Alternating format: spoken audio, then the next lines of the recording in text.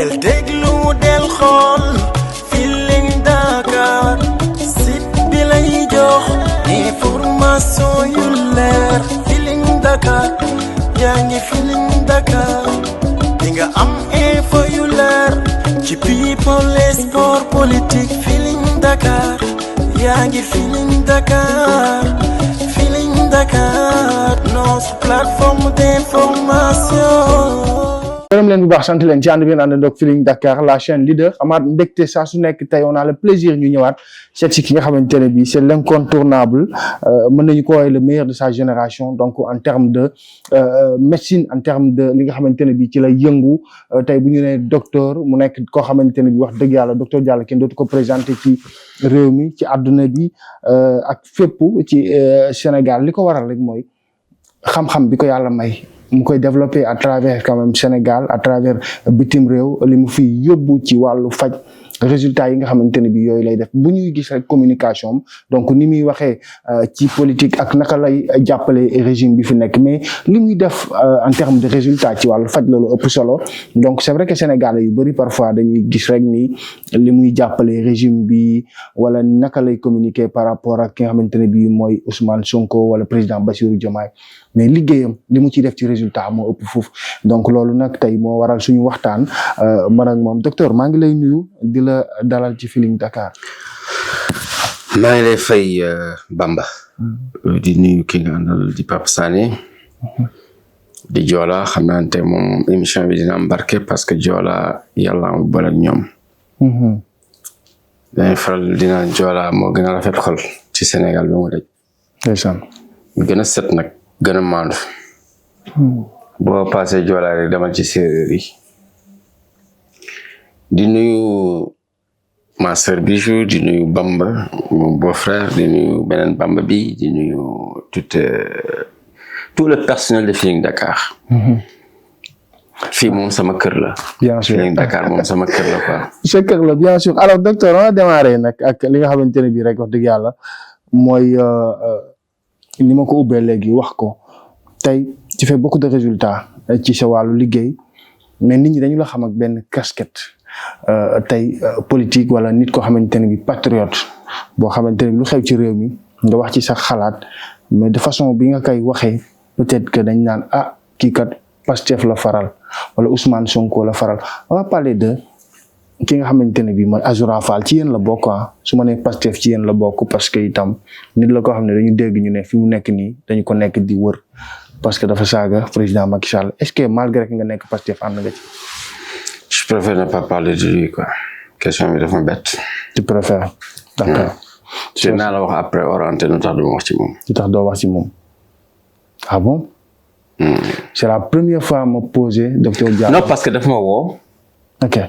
jotuma sama jabar ne mënoo wax ak moom téléphone mu ne pourquoi mënoo wax ak moom donc c'était impoli quoi boo jaar ci secrétaire nit mu ne mënoo wax ak moom ci numéro bi tu cherches à faire la diplomatie damay wax fii mu leer sax parce que ragaluma ko mu insister man maa jël téléphone bi saago ko et ça c'est valable pour tout le monde qui que ce soit nag man benn adjudant convoqué na ma dama ma tontu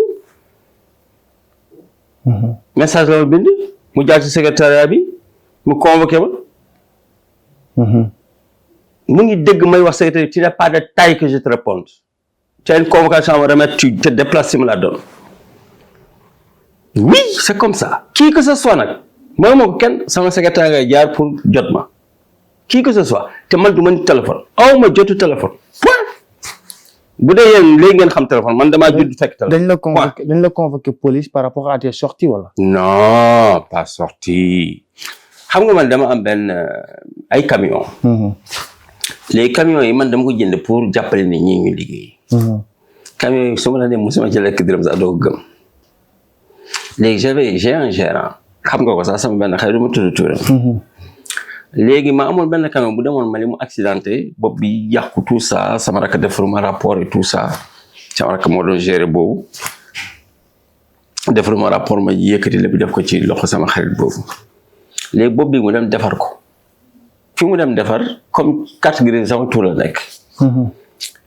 mu defar camion boobu camion bi fayul waa ji xaw ma dese na waa ji 1,5 million ma ne ko yow yaa ngi yor sama magasin électroménager bu 44 millions ça fait 2 ans defuñu inventaire calcul mosuma ci lekk dërëm jëlee ci recette bi nga fay ko. ça fait 1 an 11 mai tey ça fait 1 an bi ñu ko livré bopp bi 11 mai tey parce que damay reporté waat plainte waa ji.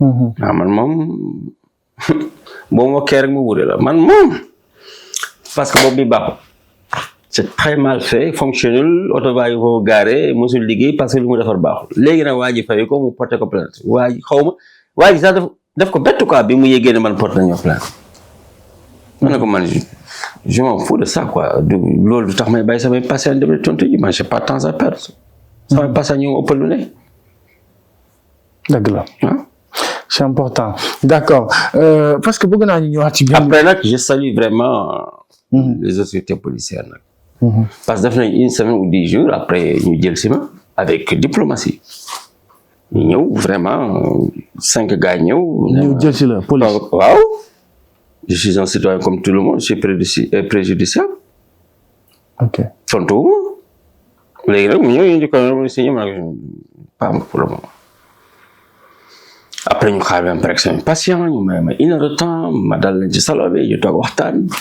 y a un imbécile que j'avais enfermé qui les a accompagnés parce que xarit waa ji foog ne man dañ may kërti dama yóbbu ci oto man dama kooku quand même di xaar ñu génn di filmer dafa ree sax quoi.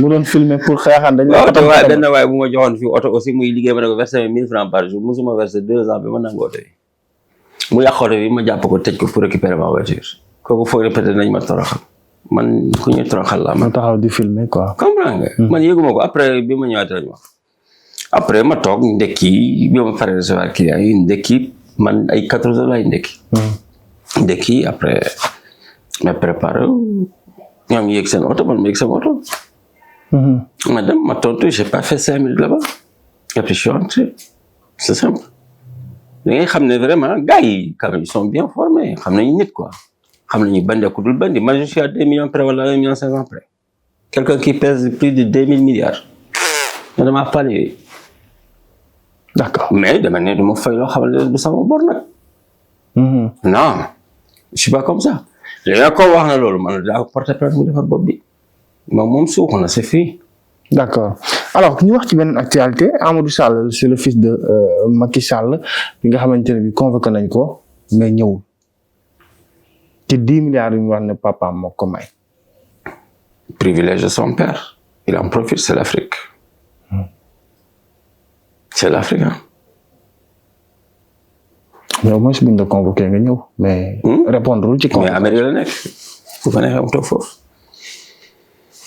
man convoqué nañ maa ñëwaat fii ci dëkk bi man que moom ku ma convoqué fekk war a ma convoqué du ma la wuyu parce que man j'ai beaucoup à faire je suis en train de sauver tout un peuple man yu ñàkk fay di du ma ci tontu convocation kooku moom nañ ko ñëpp xam man boo ma convoqué dama fay leer na def naa dara waaye ay yu ñàkk fay di bon convoqué du ma dem de non man moom prison maa ngi ñaan yàlla ñu tooñ ma tëj ma loolu moom lu ma ñaan yàlla ñu tooñ ma tëj ma parce que li ma bëgg dégg sa wàllum foofu laa koy amee waaye du noonu de man kay j'ai pas peur de la prison man may jàmbaar man laa la jël nguur gi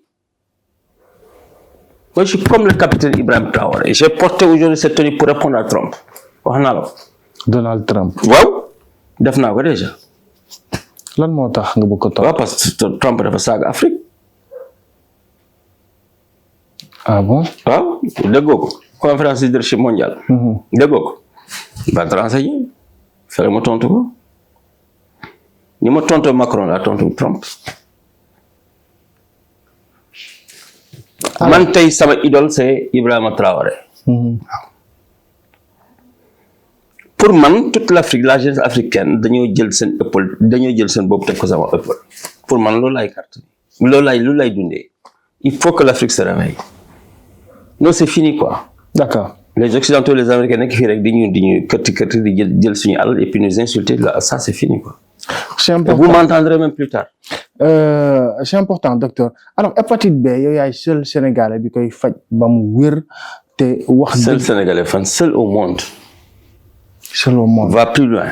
ne dis pas seul sénégalais ne dis pas seul africain ne dis pas seul noir nel seul au monde. américain sax ci man la ñuy fajee hépatite B. du ma ci xamuñ ko ci. ok.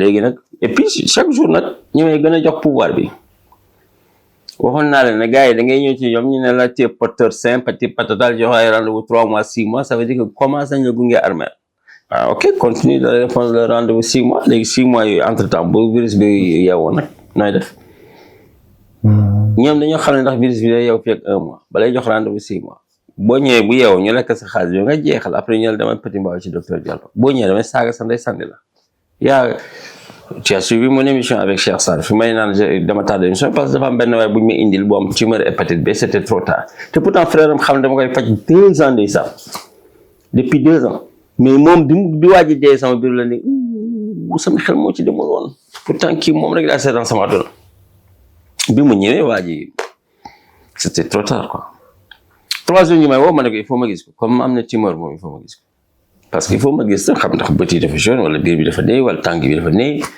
c'est defee un de ces trucs là je te touche pas c'est pas la peine de bouffer ton argent cadeau parce que xanaa na ngay dee. waaw docteur ñun mën nañu xam. bi mu ñëwee ci loxo yaam la dee même pas 30 secondes dafa gis rek dee après j'ai compris lu tax mu dee sama kanam. waaw j'ai compris beaucoup de choses ce jour-là. oh là là. waaw nitu yàlla la woon mais daf ma mosoon saag ci loolu rek mën na ko tere dugg àjjana parce que ma tooñ gis nga ci YouTube xam nga ko xamaa noo ko ngay certifié di saag fere ma baal ko. mais hépatite B docteur lan moo koy joxe. bari na boo posé question bi tubaab mën na la tontu man mën naa la tontu. ok crevette da koy joxe jën da koy joxe gis nga bateau du Joola bi mu suuxee en Ndévina foofu la hépatite B taxar naa ci Sénégal parce que jën yi dañ doon lekk nit ñi di lekk jën yi fruits de mer yi ñuy pêcher aux rives de la mer da koy joxe fruits de mer dëgg-dëgg ak yenn jën yi doo ko lekk mois d'août temps hivernage surtout mois d'août bu dee Europe la parce que tout le monde est en vacances les jeunes dañuy ouvrir seen fosse yi dañuy ouvrir seen kii yëpp di ko verser ci géej gi. Donc des attirer crevettes yi langoustes yi gambas yi donc si tu les pêches aux rives là tu exposes tout le public. Mais nag paracétamol nga koy naan wala aspirine nga koy naan sans manger c'est une bombe hépatique. ah bon. oui bëri ñoo ko am ñoo xamante ne ay paracétamol aspirine ñoo leen ko jox. nga feebar léegi nga ne yaay sama bopp day métti yaay dem rek jël aspirine wala paracétamol ñëw jox la fekk lekkoo naan. On ne boit pas ces médicaments sans être au cours des repas. C'est-à-dire, fi ngay lekkee nga koy naanee aspirine wala paracétamol. D'ailleurs, tout médicament se prend au cours des repas, mais pas en dehors des repas. xam nga Sénégal même fruits yi xamuñu ban heure la ñuy lekk fruits dañuy foog ne ngay lekk ba rees doog a lekk fruits est-ce que xam nga fruits da ngay lekk fruits avant ngay lekk xam nga ko woon. waaw. fruits c'est avant de manger qu'on mange les fruits.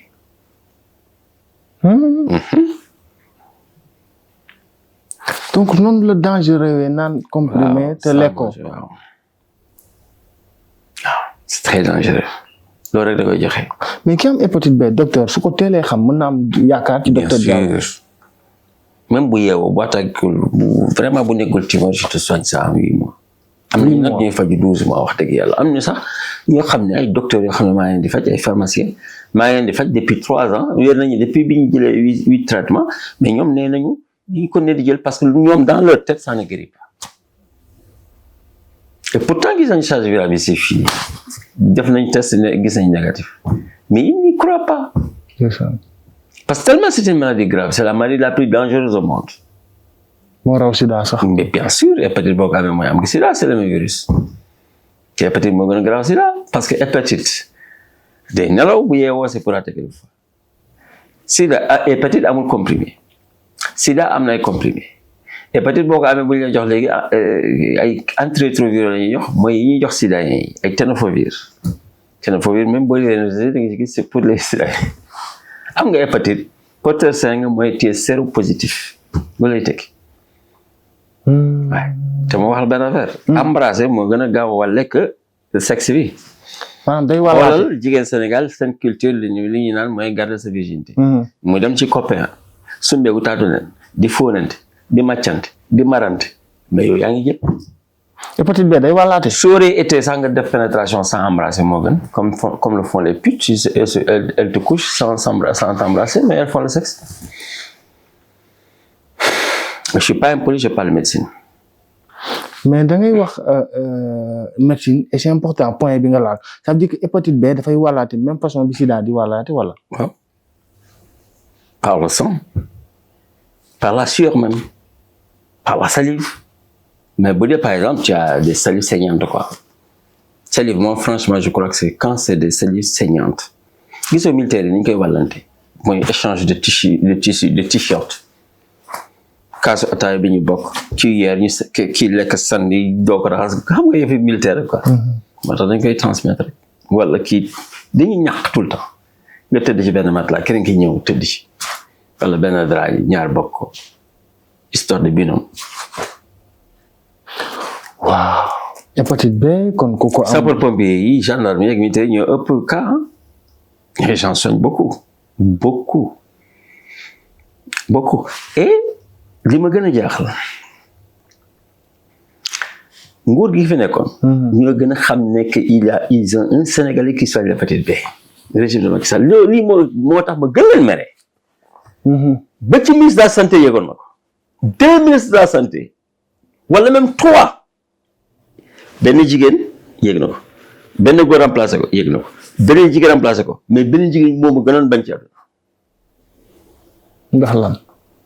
parce que gëmul médecine bi ñuy def moom li mu jàngale gëm alors qu'elle n'est que théoricienne, elle n'est pas praticienne. Elle est docteur en quoi? Elle a créé quoi? Quel comprimé? Elle ne fait que suivre les théories. Elle n'est pas praticienne. Moi, je suis théoricien et praticien. Moi, je suis un soigneur. Nous ne soigner. Il n'y a pas un médicament toubab qui soigne. Et tous les médicaments toubab ont des effets secondaires. Et eux-mêmes savent que les médicaments toubab qu'on amène ici, là, on ne les vend pas en France. Et ce ne sont pas les mêmes au Maroc ou en Tunisie. Et on ne les donne jamais, on ne les distribue jamais à un pays respecté comme Dubaï ou bien l'Arabie Saoudite ou bien Tunisie. Les mêmes paracétamol que vous voyez ici, là, ce ne sont pas les mêmes qu'en France. Je suis désolé. Regarde le système français. Si nos parents sont en France, il faut que nous baillons dans ces hôpitaux de Fadjou. Parce qu'ils ont un système qui est injecté. Parce qu'ils ne sont pas prêts, vraiment, ils ne sont plus prêts à payer la retraite aux Africains.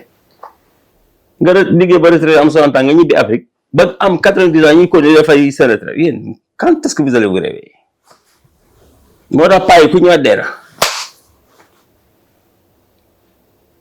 C'est tout le vie. Moi, je fais de la naturothérapie. Je ne suis pas un tradipraticien. Quand tu vois les Européens, les Américains, ils négocient comment ils amènent un garab diabète chez docteur Diallo, ou un garab hépatite D chez docteur Diallo, ou un garab nerf sciatique, ou un garab hernie discale, ou un garab rhumatisme. Mais quand je décline, c'est parce que le gouvernement n'est pas ouvert. Moi, je ne compte jamais faire des transactions bancaires ou bien des contrats étrangers ou sans passer par des voies diplomatiques. Je ne suis pas né de la dernière pluie quand même. Fraude là. Je ne vais jamais le faire. Mais alors, quand est-ce que... Et puis, même ce gouvernement actuel sait que je traite ça. Avant même qu'il pense à prendre le pouvoir. Mais on ne m'appelle jamais. Pourquoi ne pas ouvrir une brèche? Donc, vraiment, la colonisation, elle continue. Pourquoi on ne croit pas en nous? Pourquoi pas choisir les génies du peuple? Hein? Nous berlons l'or. Voilà beaucoup en Afrique. Moi, je suis plus qu'un puits pétrole. Quand je répète à ma famille, mes épouses, mes enfants, je n'ai pas encore commencé ma vie. Je ne sais pas si je vais Si je suis rafet, chaque jour, je suis un peu cher,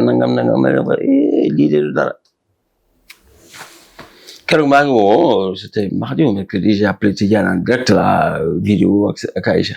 Moi, je suis un peu de Touba. Je suis vraiment ligué. Je n'ai pas commencé. Je ne sais pas si te mu neex nguur gi mu naqari nguur gi mu neex nit mu naqari nit man dinaa am ay milliards par jour bu dee sama million ñeent million par jour yi lañuy naan c'est beaucoup loolu ci hépatite B nga ko xalaat des milliards par jour ci hépatite B mu neex leen mu naqar leen bu ñu yàkkamte sama dossier moi je prends le pouvoir j'étais pas prêt dans 4 ans mais bu ñu moytul dans 4 ans je prends le pouvoir pour implanter ma médecine parce que je sais que c'est la meilleure médecine au monde man dama gëm sama bopp kenn gën ma gëm boppam barke Seydina Mohamed man yàlla rek laa gëm bu passé yàlla sama bopp laay teg d'accord gëwuma kenn ku dul yàlla soo passé sama bopp laay teg dégg nga wala déggoo c'est important voilà li nga nekk di wax c'est tellement important barke Seydina Mohamed j'avais dit que je suis pas prêt dans 4 ans je laisse Bassirou Diomaye faire ses 2 mandats man je suis déjà dans autre chose je veux créer ma compagnie aérienne parce que je veux concurrencer les Émirats waaw su ma ko waxee li ñu naan nii ils ont une flotte de plus de 200 avions maa tey concurrence leen ñoo ma gën nit doomu aadama loo bëgg nekk nga nekk ko sëf yàlla mais malaaka sax boo mëgee nekk nga nekk ko taalibe bàyyaa ngi nii yu bëri ay malaaka lañu di ko ci daje mu ne xam nga yàlla lu ñuy nekk du ñu suur parce que malaaka lañu sax dafa ne la ñuy 12 000 16 000 20 000 xam nga dëgg la de dama gëm sama bopp mais bu ñu yéexee barke si naa xam ne bu ñu ma woowul ba mettre ma vraiment c'est-à-dire ñu man lu tax kenn du ma laaj ndax am naa droit de propriété intellectuelle pays bi bëgguñu ma bu bee ils me prennent pas au sérieux ils me prennent pour un rigolo ils me prennent pour les imbéciles casqués que je vois dans les télé les vidéos là yow da nga bëgg président Bassirou Diomaye recevoir la wala duma ko mës a ñaan audience moi je suis un intérêt public et j'ai toujours dit que j'ai fait 30 ministres man plus même de 30 ministres man sama utilité financièrement j'ai fait plus de 30 ministres et njëriñ ma c'est-à-dire nécessairement j'ai fait plus de 30 ministres parce que je sauve des vies chaque jour ça c'est sûr en diabète en hépatite B en hernie discale en nerf sciatique en arthrose en fibrome en kyste en maladie cardiaque en palpitation en trompe bouchée en testicule enflé en ngóora en éjaculation précoce en drépano AS en drépano SS etc et d'ailleurs même les médicaments d'hépatite B soignent les reins boo ko jëloon 3 fois dootoo traiter say reins dootoo def dialyse billahi la ilaha illa et ça nous est venu de l'Amérique important mais yéen lu tubaab waxu leen ko dooy gëm seen bopp xam nga capitaine Ibrahima Traoré dafa am benn waay bu dof jàngul sax il est tradipraticien est-ce que xam nga ci garde moom mooy premier garde corps am lu nar a xew dans 5 minutes da koy wax actuellement Ibrahima Traoré a échoué à 18 tentatives de coup d'état est-ce que tu sais ça 18 tentatives de coup d'état la échoué à cause de quelqu'un ku ne ci wetam waaw tubaab gëmul yooyu koo xam day gis quoi gis rek ton ami Mara Niass que je respecte beaucoup pourtant day gis yenn saa yi nous daal dañ koy utiliser pourquoi on ne croit pas à nous c'est vrai nag je me contredis pas j'ai toujours dit ce que le prophète Mohammed sallallahu alayhi wa sallam a dit képp kuy seet fenkat nga gëwuma seet mais parfois day wax ay affaire mu tombé Mara Niass dafa am benn affaire bu mu wax dama ko gëm defe ne sedd bi dina yàgg temps yi ren xoolal jusqu'au mois de mai mu ngi sedd xam nga bàyyoo ci xel pourtant yaa ko interrogé woon il y a 2 mois man dama ci bàyyi xel Mara Niass woo naa ko nee naa wax ma sama sax mais foofu la ma dawee nag dama tontu mukk ay day naan kii li may laaj moo gën a waaye xaw ma dara Mara yii de sëñ bi xaw ma dara alors c'est mon ami ndeysaan sama xarit mosuñu gisee c'est mon ami bi may yóbbu Cheikh Bara mak ñu ñoo naroon ànd quoi ndeysaan je l'aime beaucoup man ku bëgg Cheikh Bara rek bëgg naa la ndeysaan ñaar ñi moom ku ma leen bëgg rek bëgg naa la Cheikh Bara Ndiaye ci Seydina Ousmane Sonko cofeel gi ci Ousmane Sonko fa laay daaneele sax émission bi cofeel gi ci Ousmane Sonko dañuy xëy mu gën di yokk docteur yan valeur yan qualité ngay gis ci moom à chaque fois nga koy gën a bëgg mbëggeel ci yàlla day dem di gën a yokk Ousmane Sonko ci yàlla ñu jokkoo c'est un homme de Dieu ko xamul ne Ousmane Sonko tu es un homme de Dieu c'est que xamoo dara ci yàlla Ousmane Sonko tout de lui c'est Dieu maa ngi ko wax sama garde corps léegi bi ñu ñëw pour répondre à ton rendez-vous ma ne ko wallahi billahi la ilaha illallah mu ngi nii dama dégg ma ne ko debe ma ne ko guerre bi leer na de sama diggante ak ñenn ñi léegi s'accroupissent devant moi devant benn cas bu ñu doon wax quoi bu xew fi démb ma ne ko newoon naa vous allez vous accroupir devant moi ma ne ko loolu am na ma ne ko dafa commencé gu ma sama aduna 4 ans la am 4 ans 5 jours la am 5 ans ma ne ko je vais dominer le monde ma ne ko billahi alladi la ilaha illa huwa personne en Afrique ne sera plus riche que moi et je vais dominer le monde ku koy tere amul ci aduna ma ne ko léegi si Ousmane Sonko lu mu wax day am pourtant du arif bi la mën naa ne nag waliw la mais ci cadre petit waliw yi laa koy def quoi ma ne ko musta ko wax ci émission nee naa leen ci vidéo laa ko waxoon ma ne ko waliw yàlla d'accord na mais du arif bi la mais waliw yàlla parce que arif bi lay xam nañu fi ñuy fanaan ñun te mosuma ko gis foofu comprendre nga fa ma waxee. taalibe Baye waay. non du taalibe Baye sax de. ma yaakaar ne ñooñu ñooy aarif. non ma xamal la benn affaire moom. Sénégal amoon bi moom. wax dëgg yàlla mënoo xam yàlla dëgg jaar ci Baye Niass. ndeysaan c'est pas possible. je parle en connaissance de cause.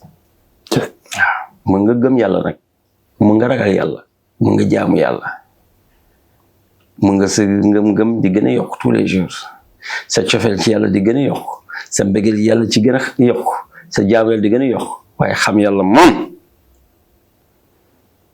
xadra haahut laahut naasut jabarut ba malakut Niass Mawlana Cheikh Ibrahima Niass boobu Cheikh Tidiane ci boppam moo ko bind ci Jawaahir Rasaa'il astaghfirullah pas Jawaahir Rasaa'il Baye moo ko bind Jawaahir Maani même Jawaahir Maani Cheikh Tidiane bind ko benn taaliba moo ko bind donc je vais pas dire que moo ko bind ci Jawaahir Maani benn am na daal fi ñu naan imaamul fayda bi mu ngi judd ci benn dëkk bu tudd mi Taybatin Tayba ayca mi ngi noonu ñu ngi leen di gërëm bu baax a baax en tout cas ci ànd bi ngeen àndoon doon waaye nag gëwuma taalibe Baye Niass bu gëmal Sëriñ Tuubaa gëwuma la taalibe Baye Niass bu gëmal Limaamu Laay taalibe Baye Niass bu gëm Maodo Malick gëwuma la parce que boo nekkee nit yàlla da ngay gëm waliyu yàlla yi waaw c'est important dëgg yàlla boo nekkee taalibe Baye Niass dëgg boo toogee sax duñu xam ne taalibe Baye Niass nga c'est un unificateur d'accord parce que dafa am jamu farku jamul jamu yow ci jamul jamu ngay nekk tu es un rassembleur dans le rassemblement.